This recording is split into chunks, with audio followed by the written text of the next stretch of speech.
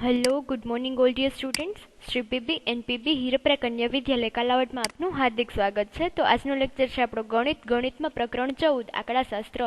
તો આપણે ચેપ્ટર 14 ચાલે છે, એનો આજે આ છઠ્ઠો લેક્ચર છે. તો આપણે છઠ્ઠા લેક્ચરમાં જોઈશું મધ્યવર્તી સ્થિતિમાનના માપ. તો આજે આપણે આ લેક્ચરમાં 14.5 મધ્યવર્તી સ્થિતિમાનના માપ જોઈશું.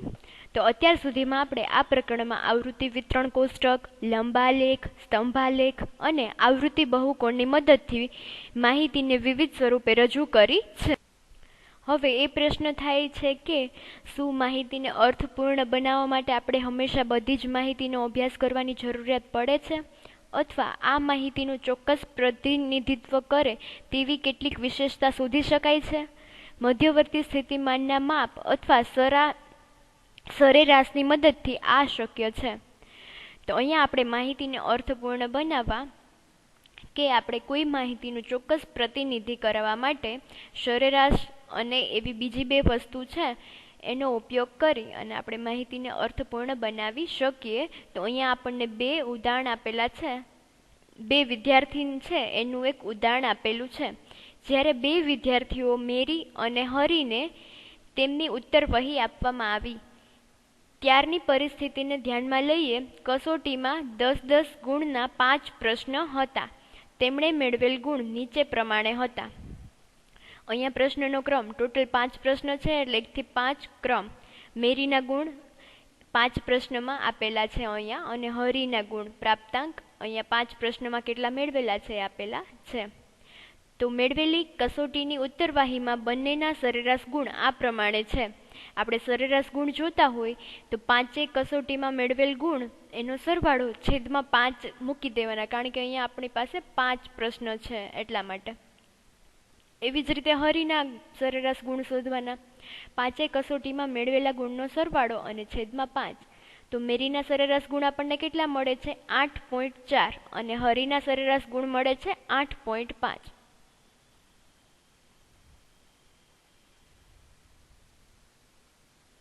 હરીના સરેરાશ ગુણ કરતાં મેરીના સરેરાશ ગુણ વધારે હોવાથી મેરીએ દાવો કર્યો કે હરી કરતાં તેનો દેખાવ વધારે સારો છે. તો અહીંયા આપણે સરેરાશ ગુણ જોઈએ તો મેરીના વધારે છે હરી કરતાં. આથી મેરી એમ કે છે, દાવો કરે છે કે હરી કરતાં તેનો દેખાવ સારો છે, પરંતુ હરી તેનાથી સહમત ન થયો. તેણે બંનેના ગુણને ચડતા ક્રમમાં નીચે પ્રમાણે ગોઠવ્યા અને તેનાથી મધ્યના ગુણ શોધ્યા. તે નીચે પ્રમાણે છે. હરીએ શું કર્યું? એ સહમત ન થયો એનાથી. એને છે ને બે મેળવેલા ગુણ હતા ને એને ચડતા ક્રમમાં ગોઠવી દીધા, અને એમાંથી જે વચ્ચેના એટલે કે મધ્યના ગુણ છે એ જોવે છે.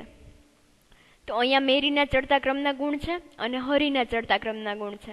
અહીંયા મધ્યના એટલે વચ્ચે અહીંયા 8 થાય છે અને હરીના અહીંયા વચ્ચે 10 થાય છે. તો હરીનું કહેવું છે કે તેના બરાબર મધ્યના ગુણ 10 હતા. તે મેરીના મધ્યના ગુણ 8 કરતાં વધારે છે, તેથી કસોટીમાં તેનો દેખાવ વધુ સારો ગણાવવો જોઈએ, આવું હરી કહે છે. પરંતુ મેરી તેમાં સહમત નહોતી. મેરીને મનાવવા હરીએ બીજી યુક્તિ અપનાવી છે. તેણે બીજી યુક્તિમાં શું કરેલું? તેણે કહ્યું કે મેરીના ગુણ સાથે સરખાવતા તેણે 10 ગુણ વધુ 3 વખત મેળવ્યા છે.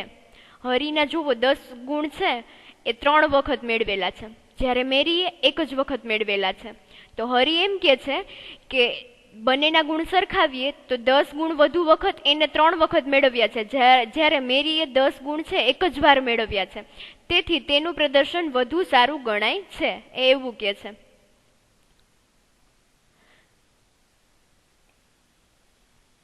હવે હરી અને મેરીના આ વિવાદને ઉકેલવા તેમના દ્વારા વપરાયેલા ત્રણેય માપની પદ્ધતિ જોઈએ. તો અહીંયા હરી અને મેરીએ છે આ વિવાદને ઉકેલવા માટે 3 પદ્ધતિ વાપરેલી છે. તો એ 3 પદ્ધતિ વિશે આપણે જોવાનું છે અને એના વિશે સમજવાનું છે. પ્રથમ કિસ્સામાં મેરીએ જે સરાસરી ગુણ મેળવ્યા છે તેને આપણે મધ્યક કહેશું. મધ્યકને ઇંગ્લિશમાં મીન કહેવાય છે. તો પ્રથમ કિસ્સામાં જે મેરીએ સરાસરી ગુણ મેળવેલા હતા એને આપણે મધ્યક કહેશું. હરીએ પોતાની દલીલમાં ઉપયોગ કર્યો અને મધ્યના ગુણ શોધેલા છે તેને આપણે મધ્યસ્થ કહેશું.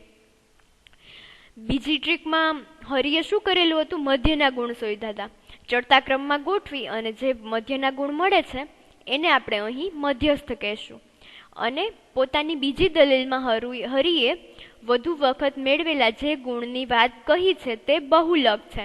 પછી બીજી દલીલમાં હરિએ વધુ વખત ગુણ મેળવેલા હતા એની જે વાત કરેલી છે એને આપણે અહીં બહુલક કહેશું.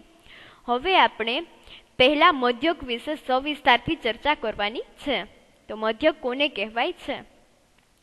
બધા જ અવલોકનોની કિંમતના સરવાળાને અવલોકનોની કુલ સંખ્યા વડે ભાગતા જે કિંમત મળે તેને અવલોકનોના મધ્યક અથવા સરેરાશ કહે છે.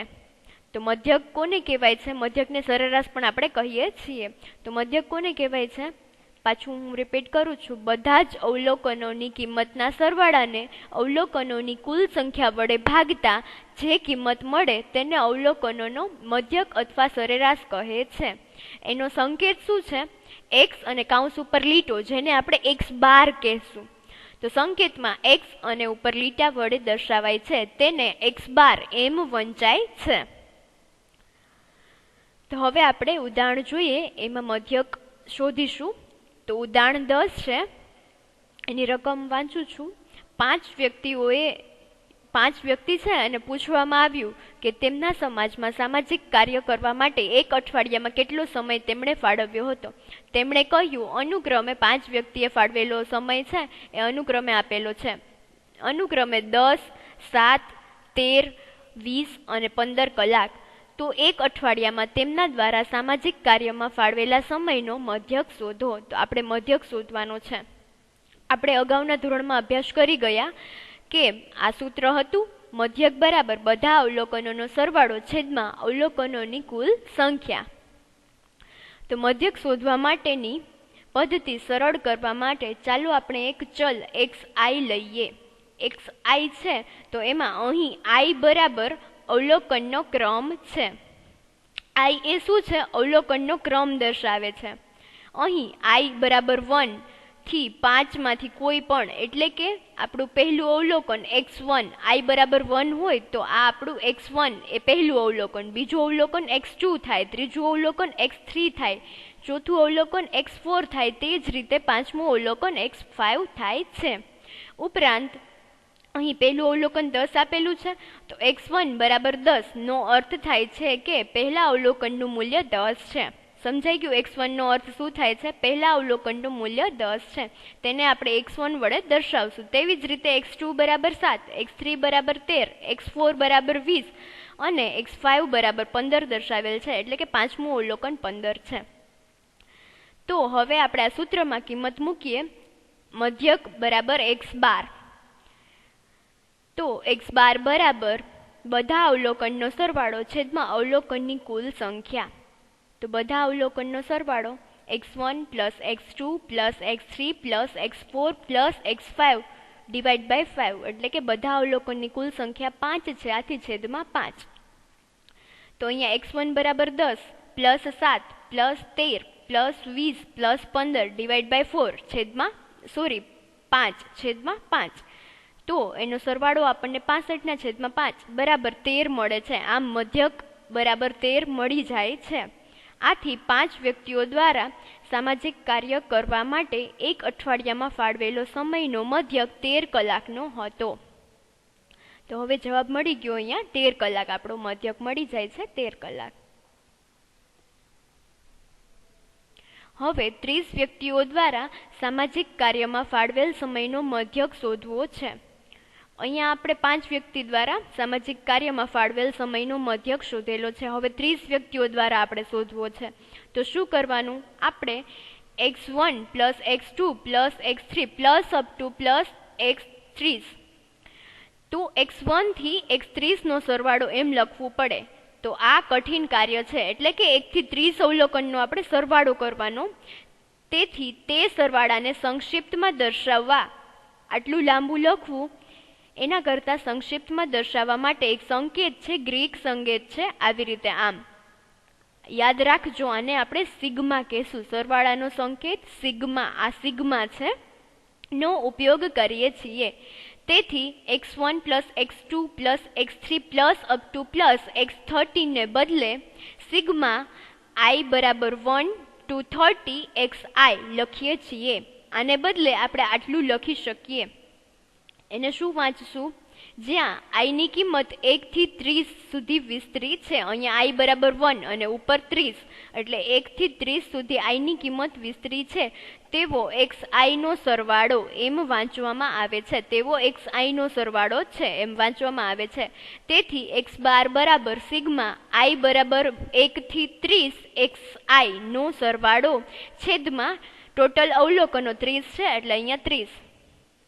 આ પ્રમાણે n અવલોકનો માટે n અવલોકન હોય તો એના માટે x બાર બરાબર સિગ્મા i બરાબર 1 થી n xi નો સરવાળો છેદમાં n. હવે ઉદાહરણ 11 જોઈએ. ઉદાહરણ 11, એક શાળાના ધોરણ 9ના 30 વિદ્યાર્થીઓએ ઉદાહરણ 2 માં આપેલ ગુણ પ્રમાણે મેળવેલા ગુણનો મધ્યક શોધો. તો ઉદાહરણ 2 માં ધોરણ 9ના 30 વિદ્યાર્થી હતા, એને મેળવેલા ગુણ છે, એનો મધ્યક આપણે શોધવાનો છે. તો અહીંયા આપણું સૂત્ર શું થાય છે? x બાર બરાબર x1 plus x2 plus up to plus x30 છેદમાં 30. ટોટલ અવલોકનો 30 છે, કુલ અવલોકન. તો હવે આપણે સિગ્મા i બરાબર 1 થી 30 xi નો સરવાળો પહેલા શોધી લઈએ, એટલે પછી ડાયરેક્ટ આપણે કિંમત મૂકવાની જ થાય. તો આ 1 થી 30 અવલોકન છે એ બતાવેલા છે, એનો સરવાળો આપણે કરીએ એટલે કેટલો મળે છે? 1779, એટલે કે 1779 મળે છે. આમ x બાર બરાબર અહીંયા આપણે સરવાળો લખીએ 1779 છેદમાં 30, એટલે કે આપણો જવાબ થાય છે 59.3. તો આપણો મધ્યક મળે છે 59.3. શું આ પ્રક્રિયા વધુ સમય માગી લેતી છે? તો કે હા, કારણ કે 1 થી 30 અવલોકનોનો સરવાળો કરવો એમાં સમય જોઈએ. શું આ પ્રક્રિયાને સહેલી બનાવી શકાય? આ પ્રક્રિયા છે એને આપણે સહેલી બનાવી શકાય? તો કે હા. હવે આપણે જોઈએ કેવી રીતે સહેલી બનાવીશું આગળ. નોંધો કે આપણી પાસે માહિતીનું આવૃત્તિ વિતરણ કોષ્ટક છે. આ ઉદાહરણ 2 છે એમાં આવૃત્તિ વિતરણ કોષ્ટક બનાવેલું હતું આપણે 14.1. તો આપણી પાસે માહિતી છે એનું આવૃત્તિ વિતરણ કોષ્ટક છે. આ કોષ્ટક દર્શાવે છે કે એક વિદ્યાર્થીએ 10 ગુણ પ્રાપ્ત કરેલા હતા, પછી એક વિદ્યાર્થીએ 20 ગુણ પ્રાપ્ત કરેલા હતા, પછી 36 ગુણ પ્રાપ્ત કરેલા 3 વિદ્યાર્થી છે, 40 ગુણ પ્રાપ્ત કર્યા હોય એવા 4 વિદ્યાર્થી છે, 50 ગુણ પ્રાપ્ત કરેલા 3 વિદ્યાર્થી છે, 2 વિદ્યાર્થી છે એને 56 ગુણ પ્રાપ્ત કરેલા છે, 60 ગુણ 4 વિદ્યાર્થીઓએ પ્રાપ્ત કરેલા છે, 70 ગુણ 4 વિદ્યાર્થીઓએ પ્રાપ્ત કરેલા છે, 72 ગુણ 1 વિદ્યાર્થીએ પ્રાપ્ત કરેલા છે, 80 ગુણ 1 વિદ્યાર્થીએ પ્રાપ્ત કરેલા છે, 2 વિદ્યાર્થીઓએ 88 ગુણ પ્રાપ્ત કરેલા છે, 3 વિદ્યાર્થીઓએ 92 ગુણ પ્રાપ્ત કરેલા છે અને 95 ગુણ 1 વિદ્યાર્થીએ પ્રાપ્ત કરેલા છે. આવી રીતે આપણી પાસે કોષ્ટક હતું આખું.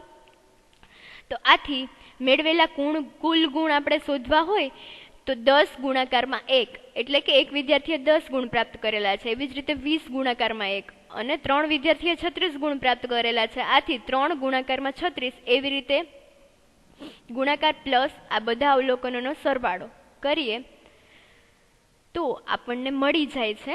તો આ આપણે કરેલું છે એને શું બતાવીશું? f1 x1 plus up to plus f31 x31, total આપણને 31 મળે છે. અહીં fi એ કોષ્ટક 14.1 માં અવલોકનોની આવૃત્તિ છે. તો fi એ શું બતાવે છે? અવલોકનોની આવૃત્તિ બતાવે છે. અહીંયા આવૃત્તિ છે અવલોકનોની 1, 3, 4, 3, 2, 4 એ બધું. તો અવલોકનોની આવૃત્તિ એ fi બતાવે છે. તેને ટૂંકમાં સિગ્મા i બરાબર 1 થી 13 fi xi એ રીતે લખી શકીએ છીએ. તો અહીંયા આવૃત્તિ અને મેળવેલા પ્રાપ્તાંક એ બંનેનો સરવાળો થાય. તેથી મેળવેલા કુલ ગુણ શોધવા હોય તો સિગ્મા i બરાબર 1 થી 13 fi xi. તો અહીંયા આ 10 મળે છે ગુણાકાર, આ બધાનો ગુણાકાર લખી અને એનો સરવાળો કરી નાખીએ તો અહીંયા આપણે ટોટલ 13 છે મળેલા, એનો જ સરવાળો કરવાનો થાય 13 નંબર, અને ઉપર આપણે 30 નંબરનો સરવાળો કરવાનો થતો હતો. તો એટલું સહેલું થઈ જાય છે આ. તો અહીંયા જવાબ મળે છે 1779. અવલોકનોની કુલ સંખ્યા સિગ્મા આઈ બરાબર 1 થી 13 એફ આઈ, એટલે કે F1 plus F2 plus up to plus 13. તો એ બધાનો સરવાળો કરીએ આવૃત્તિનો તો કેટલો મળે છે 30. તો આવૃત્તિનો સરવાળો આપણે શેના વડે દર્શાવીશું? સિગ્મા આઈ બરાબર 1 થી 13 એફ આઈ.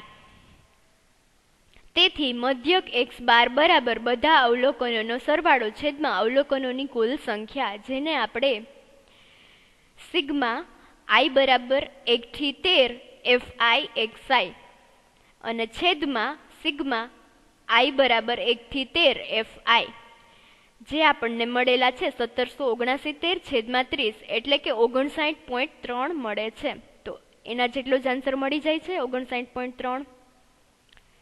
આ પ્રક્રિયા નીચે બતાવેલા કોષ્ટકની રીતે દર્શાવી શકાય છે, જે કોષ્ટક 14.1 નું સુધારેલું સ્વરૂપ છે. તો 14.1 કોષ્ટક છે એનું સુધારેલું સ્વરૂપ કોષ્ટક 14.12 છે, જે કેવી રીતે દર્શાવેલું છે? ગુણ બરાબર xi, અહીંયા બધાના ગુણ બતાવેલા છે, અને વિદ્યાર્થીઓની સંખ્યાને fi કીધું છે.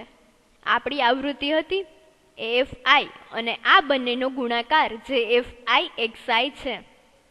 વિદ્યાર્થીઓના ગુણ અને વિદ્યાર્થીઓની સંખ્યા એટલે કે આવૃત્તિ, એ બંનેનો ગુણાકાર fi xi છે. તો આનો સરવાળો છે એને આપણે સિગ્મા આઈ બરાબર 1 થી 13 એફ આઈ બરાબર 30 મળે છે, અને અહીંયા સિગ્મા આઈ બરાબર 1 થી 13 એફ આઈ એક્સ આઈ, એનો સરવાળો 1779 મળે છે.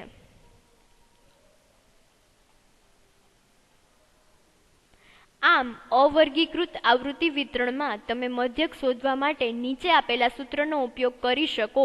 x બાર બરાબર સિગ્મા આઈ બરાબર 1 થી n એફ આઈ એક્સ આઈ છેદમાં સિગ્મા આઈ બરાબર 1 થી n એફ આઈ. ચાલો હવે આપણે હરી અને મેરી વચ્ચે થયેલ દલીલ પર પાછા ફરીએ અને બીજી સ્થિતિ પર વિચાર કરીએ. તો હવે આપણે બીજી સ્થિતિ ઉપર વિચાર કરવાનો છે. એની પહેલા હું કહી દઉં છું, તમને સમજાઈ ગયું આપણે મધ્યક કેવી રીતે શોધીશું? તો સ્વાધ્યાયમાં આપણે એના દાખલા જોવાના થશે. બીજી સ્થિતિ પર વિચાર કરીએ, તેમાં હરિએ મધ્યનું મૂલ્ય વધુ મેળવી તેનો શ્રેષ્ઠ દેખાવ બતાવવાનો પ્રયત્ન કર્યો છે. અગાઉમાં કહેવામાં આવ્યું હતું કે મધ્યવર્તી સ્થિતિમાનના આ માપને મધ્યસ્થ કહેવામાં આવે છે. અગાઉ આપણે જોયું હતું કે મધ્યવર્તી સ્થિતિમાનનું આ માપ છે એને આપણે મધ્યસ્થ કહેશું, જે આપેલા અવલોકનનું બરાબર બે સમાન ભાગમાં વિભાજિત કરે તેવા અવલોકનનું મૂલ્ય મધ્યસ્થ છે. મધ્યસ્થ શું છે? જે આપેલ અવલોકન છે એનું બરાબર બે સમાન ભાગમાં વિભાજન કરે એવો અવલોકનનું મૂલ્ય છે એને આપણે મધ્યસ્થ કહેશું. તેથી જ્યારે માહિતીને ચડતા કે ઉતરતા ક્રમમાં લખવામાં આવે ત્યારે અવર્ગીકૃત માહિતીના મધ્યસ્થની ગણતરી નીચે પ્રમાણે કરી શકાય છે. જ્યારે અવલોકનની સંખ્યા, આપણે કેવી રીતે મધ્યસ્થની ગણતરી કરીશું? એ બે રીતે છે. જ્યારે અવલોકનની સંખ્યા અયુગ્મ હોય અને જ્યારે અવલોકનની સંખ્યા યુગ્મ હોય, એવી રીતે બે ભાગમાં વર્ગીકૃત થાય છે. તો પહેલું આપણે જોઈએ, જ્યારે અવલોકનની સંખ્યા n એ અયુગ્મ છે, અયુગ્મ હોય ત્યારે કયું સૂત્ર આવશે? ત્યારે મધ્યસ્થ એ n+1 છેદમાં 2 n+1 છેદમાં 2 માં અવલોકનનું મૂલ્ય છે. ઉદાહરણ તરીકે n બરાબર 13 હોય તો મધ્યસ્થનું મૂલ્ય n ની જગ્યાએ આપણે 13+1 છેદમાં 2 એટલે કે 14/2 એટલે કે 7મું અવલોકન મધ્યસ્થ થશે. એટલે કે આપણે બધા 13 અવલોકન છે એને ચડતા ક્રમમાં ગોઠવવાનું અને 7મું અવલોકન જે મળે છે એ આપણું મધ્યસ્થ થાય છે. તો જ્યારે અયુગ્મ હોય ત્યારે ખાસ યાદ રાખવાનું, મધ્યસ્થ શું થશે? n+1 છેદમાં 2મું અવલોકનનું મૂલ્ય દર્શાવે છે. હવે બીજું જોઈએ, જ્યારે અવલોકનની સંખ્યા n બરાબર યુગ્મ છે. યુગ્મ એટલે કે બેકી અને અયુગ્મ એટલે કે એકી સંખ્યા. તો જ્યારે બેકી સંખ્યા હોય, n બરાબર યુગ્મ હોય ત્યારે મધ્યસ્થ કેવી રીતે શોધીશું? મધ્યસ્થ એ n/2 માં અને n/2+1 માં અવલોકનના મૂલ્યની સરેરાશ છે. ઉદાહરણ તરીકે n બરાબર 16, જે યુગ્મ છે 16, તો કેવી રીતે 16 હોય ત્યારે શું કરવાનું? ત્યારે મધ્યસ્થ n/2 એટલે કે 16/2મું અવલોકન અને n/2+1 એટલે કે 16/2+1 એટલે 16+2 એટલે 18/2. તો અહીંયા આપણને કેટલો આન્સર મળે છે? 2 × 8 = 16 એટલે 8 અને 2 × 9 = 18 એટલે કે 8મું અને 9મા અવલોકનના મૂલ્યની સરેરાશ એ મધ્યસ્થ થશે. જો આકૃતિમાં જોઈએ, અહીંયા મધ્યસ્થ આપણે પહેલું જોયું હતું જ્યારે અયુગ્મ હતું, એમાં આ થાય છે. અને બીજું આ અવલોકન છે 16, તો 16 અવલોકન છે એમાં આ 8મું અને આ 9મું એ બે મધ્યસ્થ છે. એની સરેરાશ કાઢવાની આપણે, એ બંને અવલોકન છે એની સરેરાશ કાઢીએ એ આપણું મધ્યસ્થ થાય છે. હવે આપણે ઉદાહરણમાં જોઈએ એટલે વધારે આઈડિયા આવશે. તો ઉદાહરણ 12, એક વર્ગના 9 વિદ્યાર્થીઓની ઊંચાઈ સેન્ટીમીટરમાં આ પ્રમાણે આપેલી છે. સેન્ટીમીટરમાં ઊંચાઈ આપણને આપેલી છે, તો આપણે એનો મધ્યસ્થ શોધવાનો છે. તો પહેલા આપણે મધ્યસ્થ શોધવાનો હોય ત્યારે બધા અવલોકનને ચડતા ક્રમમાં ગોઠવી નાખવાના. તો આ ચડતા ક્રમમાં ગોઠવી નાખેલા છે. અને વિદ્યાર્થીની સંખ્યા કેટલી છે? 9 છે. 9 છે એ અયુગ્મ છે. તો અયુગ્મ હોય ત્યારે ઊંચાઈનો મધ્યસ્થ શોધવાનું સૂત્ર n+1 છેદમાં 2મું અવલોકન થાય. n બરાબર 9 છે, તો 9+1 છેદમાં 2 એટલે કે 10/2 બરાબર 5મું અવલોકન મળે છે. તો અહીંયા 5મું અવલોકન, પહેલું, બીજું, ત્રીજું, ચોથું અને 5મું 149 સેન્ટીમીટર થાય છે. આમ 5મું અવલોકન આપણને 149 સેન્ટીમીટર મળે છે. તેથી ઊંચાઈનો મધ્યસ્થ 149 સેન્ટીમીટર છે. સમજાઈ ગયું? જ્યારે અયુગ્મ સંખ્યા હોય ત્યારે આપણે આ સૂત્રમાં ની મદદથી મધ્યસ્થ શોધવાનું થશે. હવે યુગ્મ સંખ્યા હોય ત્યારે કેવી રીતે શોધીશું? જે એ ઉદાહરણ 13માં જોવાનું છે. તો હું રકમ વાંચું છું. કબડ્ડીની એક ટીમ દ્વારા મેચની શૃંખલામાં મળેલા અંક આ પ્રમાણે છે. આ અંક આપેલા છે. તો પહેલું કામ આપણે ચડતા ક્રમમાં ગોઠવીશું. તો આ ટીમ દ્વારા મેળવેલા અંકોનો મધ્યસ્થ શોધવાનો છે આપણે. તો ટીમ દ્વારા મેળવેલા અંકને ચડતા ક્રમમાં ગોઠવવાથી આપણને આ પ્રમાણે મળે છે. તો અહીં અવલોકનની કુલ સંખ્યા કેટલી છે? 16 છે. 16 છે એ શું છે? યુગ્મ છે. તો યુગ્મ હોય તેથી બે મધ્યમ પદ મળે છે. તો તે બે મધ્યમ પદનું સૂત્ર શું છે? n/2. n એટલે કે સંખ્યા આપણી 16 છે. 16/2 એટલે કે 8મું પદ મળશે. અને 16/2 + 1 એટલે કે અહીંયા આપણને 9મું પદ મળશે. આનું આપણે સાદુરૂપ આપીએ એટલે 8મું પદ અને 9મું પદ છે એ બંનેની સરેરાશ લેવાની આપણે. તો અહીંયા 8મું પદ કયું થાય છે? 10 અને 9મું પદ 14 થાય છે. તો એનો મધ્યસ્થ આપણે કેવી રીતે કરીશું? 10 + 14 છેદમાં 2 એટલે કે 12 મળે છે. આમ કબડ્ડીની ટીમ દ્વારા મેળવેલા અંકોનો મધ્યસ્થ 12 થશે. તો સમજાઈ ગયું? જ્યારે યુગ્મ સંખ્યા હોય, અવલોકનની સંખ્યા યુગ્મ હોય ત્યારે આપણે આ સૂત્રની મદદથી મધ્યસ્થ શોધીશું. આ બંને સૂત્રની સરેરાશ લેવાની જે આપણો મધ્યસ્થ થાય છે. તો આપણે અહીંયા મધ્યક અને મધ્યસ્થ કોને કહેવાય અને કેવી રીતે શોધવાના એ શીખી ગયા. હવે બહુલક વિશે જોવાનું છે. તો હવે ફરીથી હરી અને મેરીની વચ્ચે ના વણ ઉકેલ્યા પ્રશ્ન પર પાછા જઈએ. સરાસરી મેળવવા હરિએ લીધેલું ત્રીજું મૂલ્ય બહુલક હતું.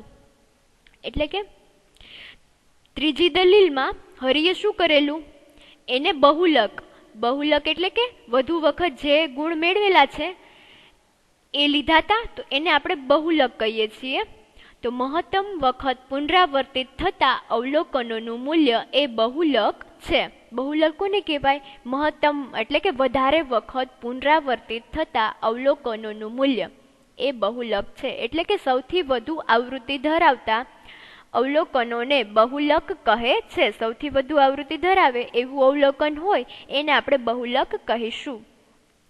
તૈયાર વસ્ત્રના ઉદ્યોગ અને પગરખા ઉદ્યોગના મધ્યવર્તી સ્થિતિમાનના માપ ખૂબ જ ઉપયોગ કરે છે. બહુલક વિશે જ્ઞાનની મદદથી ઉદ્યોગ નિર્ણય લઈ શકે છે કે કયા માપનું ઉત્પાદન વધુ સંખ્યામાં કરવું જોઈએ. અહીંયા એનો ઉપયોગ ક્યાં થાય છે એ આપણને બતાવેલું છે. ઉદ્યોગોમાં કેવી રીતે ઉપયોગ થાય છે બહુલકનો એમ બતાવે છે. તો ચાલો આપણે બહુલકને એક ઉદાહરણ દ્વારા સમજીએ. અહીંયા ઉદાહરણ 14 છે. એની રકમ છે 20 વિદ્યાર્થીઓએ 10માંથી મેળવેલા ગુણ નીચે પ્રમાણે છે. તો બહુલક શોધો. તો અહીંયા આપણને ગુણ આપેલા છે 20 વિદ્યાર્થીઓના. તો પહેલું કામ આપણે શું કરવાનું? એને ચડતા ક્રમમાં ગોઠવવાના. તો આપણે આ માહિતીને નીચે પ્રમાણે ચડતા ક્રમમાં ગોઠવેલી છે. તો તમને શું દેખાય છે? કયા ગુણનું સૌથી વધુ પુનરાવર્તન થયું છે? તો આ બધાનું 3 વખત, 4નું 3 વખત, 6નું 3 વખત, 7નું 3 વખત, પણ 9નું 4 વખત થાય છે. તો અહીં 9 સૌથી વધુ વખત એટલે કે 4 વખત પુનરાવર્તન પામે છે, તેથી આપણને બહુલક 9 મળે છે. તો સમજાઈ ગયું આપણે બહુલક કેવી રીતે શોધવાનો છે ને, એકદમ ઈઝી. જે સૌથી વધુ પુનરાવર્તન પામે એ આપણું બહુલક છે. અહીં 9 છે એ 4 વખત પુનરાવર્તન પામે છે સૌથી વધુ વખત, તો એ આપણું બહુલક છે. હવે ઉદાહરણ 15 જોઈએ.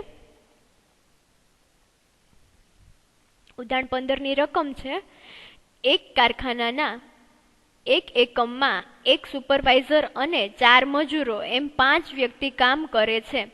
દરેક મજૂરને માસિક પગાર 5,000 અને સુપરવાઇઝરનો માસિક પગાર 15,000 મળે છે. તો અહીંયા શું કહે છે, એક કારખાનાનું એકમ છે એમાં એક સુપરવાઇઝર અને 4 મજૂર એમ 5 વ્યક્તિ ટોટલ કામ કરે છે. એમાં દરેક મજૂર છે એનો માસિક પગાર 5,000 છે અને સુપરવાઇઝર છે એનો માસિક પગાર 15,000 છે. તો કારખાનાના આ એકમના પગારનો મધ્યક, મધ્યસ્થ અને બહુલક આપણે ત્રણેય શોધવાનું છે. તો પહેલા આપણે મધ્યક શોધીએ. તો મધ્યક માટે ટોટલ એટલે કે કુલ માસિક પગારનો સરવાળો અને છેદમાં કુલ અવલોકનની સંખ્યા. તો અહીંયા 4 મજૂર છે એનો માસિક પગાર એનો સરવાળો અને એક સુપરવાઇઝર એનો 15,000 એનો સરવાળો, એમ 5 વ્યક્તિ છે એના માસિક પગારનો સરવાળો અને છેદમાં ટોટલ કુલ અવલોકન કેટલા મળે છે આપણને 5. તો આપણને 35,000 ના છેદમાં 5 એટલે કે 7,000. તેથી પગારનો મધ્યક આપણને ₹7,000 પ્રતિ માસ મળે છે. તો આ આપણો મધ્યક થયો. હવે મધ્યસ્થ શોધવાનો છે. તો મધ્યસ્થ શોધવા માટે આપણે પહેલા શું કરવાનું, બધા પગાર છે એને ચડતા ક્રમમાં ગોઠવી નાખવાના. તો અહીંયા આપણે ચડતા ક્રમમાં ગોઠવેલું છે. હવે કારખાનાના એકમમાં કામ કરતા સભ્ય 5 છે, તો આપણી પાસે અયુગ્મ સંખ્યા છે. તો અયુગ્મ સંખ્યા હોય ત્યારે મધ્યસ્થનું સૂત્ર છે n+1 છેદમાં 2, એટલે કે અહીંયા n બરાબર 5 છે, અવલોકનની સંખ્યા 5 છે, આથી 5 + 1 ના છેદમાં 2મું અવલોકન મળે. તો 6 ના છેદમાં 2 એટલે કે ત્રીજું અવલોકન મળે છે. તો ત્રીજું અવલોકન કયું છે, અહીંયા 5,000 છે. તો આમ 5,000 પ્રતિ માસ થાય આપણો મધ્યસ્થ. તેથી પગારનો મધ્યસ્થ ₹5,000 પ્રતિ માસ થાય છે. પગારનો બહુલક એટલે કે બહુલકીય પગાર શોધવા આપણે જોઈએ છીએ કે આપેલી માહિતી અહીંયા ચડતા ક્રમમાં ગોઠવેલી જ છે. એમાં સૌથી વધુ વખત પુનરાવર્તન 5,000 થાય છે. 5,000 છે એ 4 વખત પુનરાવર્તન પામે છે. તો સૌથી વધુ વખત 5,000 પુનરાવર્તન થાય છે. તેથી બહુલકીય પગાર ₹5,000 પ્રતિ માસ છે. તો અહીંયા આપણે મધ્યસ્થ, મધ્યક અને બહુલક ત્રણેય વસ્તુ શોધી ગઈ છે. તો હવે ઉપરયુક્ત ઉદાહરણમાં માહિતીના શોધેલા મધ્યવર્તી સ્થિતિમાનના ત્રણેય મૂલ્યોની તુલના કરો. તો તમે જોઈ શકો છો કે મધ્યક ₹7,000 એ પગારનો કોઈ યોગ્ય અંદાજ દર્શાવતો નથી, જ્યારે મધ્યસ્થ અને બહુલક ₹5,000 એ માહિતીનું વધુ અસરકારક રીતે નિરૂપણ કરે છે. માહિતીના સૌથી મોટા તથા નાના અવલોકનોની અસર મધ્યક પર ખૂબ જ પ્રબળ હોય છે. તેથી જો માહિતીમાં કેટલાક અવલોકનો વચ્ચેનું અંતર વધારે હોય, જેમ કે અહીંયા આપણને ઉદાહરણ આપેલું છે 1, 7, 8, 9, 9, તો આ સ્થિતિમાં માહિતીનો મધ્યક તે સારી રીતે રજૂ કરી શકાતો નથી, જ્યારે સૌથી મોટા તથા નાના અવલોકનોની મધ્યસ્થ અને બહુલક પર અસર થતી નથી. તેથી આ પરિસ્થિતિમાં તે માહિતીની મધ્યવર્તી સ્થિતિનો વધુ સારો અંદાજ આપી શકે છે. એટલે કે આપણને આવી પરિસ્થિતિ હોય ત્યારે માહિતી છે એની મધ્યવર્તી સ્થિતિનો વધુ સારો અંદાજ આપી શકે છે. તો ચાલો ફરીથી આપણે હરી અને મેરીના ઉદાહરણ પર પાછા આવીએ અને મધ્યવર્તી સ્થિતિમાનની માપની તુલના કરીએ. તો અહીંયા આપણે કોષ્ટકમાં બતાવેલું છે મધ્યવર્તી સ્થિતિમાનના માપ છે મધ્યક, મધ્યસ્થ અને બહુલક, અને હરી અને મેરી. હરીનો મધ્યક છે 8.2 અને મેરીનો મધ્યક છે 8.4. પછી મધ્યસ્થ, હરીનો મધ્યસ્થ છે 10 અને મેરીનો મધ્યસ્થ છે 8, અને બહુલક હરીનો છે 10 અને મેરીનો મળે છે 8. તો આ સરખામણી દર્શાવે છે કે મધ્યવર્તી સ્થિતિમાનના આ 3 માપ દ્વારા કયો વિદ્યાર્થી વધુ સારો છે તે દર્શાવવા માટે પૂરતા નથી. તારણ કાઢવા માટે આપણે વધુ કેટલીક જાણકારી મેળવવી જરૂરી છે, જે તમને આગળના ધોરણમાં અભ્યાસ કરવામાં આવશે. તો આટલે સુધી રાખીએ. આજના લેક્ચરમાં આવતા ઉદાહરણ એ તમારે હોમવર્કમાં કરવાના છે.